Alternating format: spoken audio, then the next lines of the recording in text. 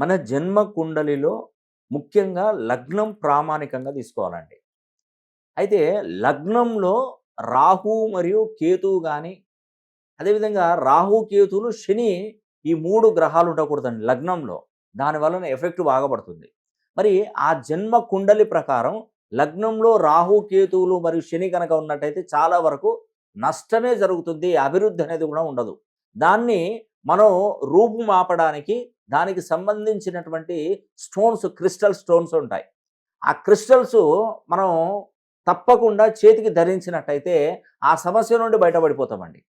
ఈ లగ్నంలో రాహు మరియు కేతువు గాని, శని గాని ఉన్నట్టయితే ఉద్యోగం కావాల్సినటువంటి ఉద్యోగం కోసం ప్రయత్నిస్తున్న ఉద్యోగానికి నష్టపోతారు. ఇబ్బందులు పడతారు. ఆరోగ్యం విషమించిపోతుంది. సంపాదించిన డబ్బు నిలబడదు.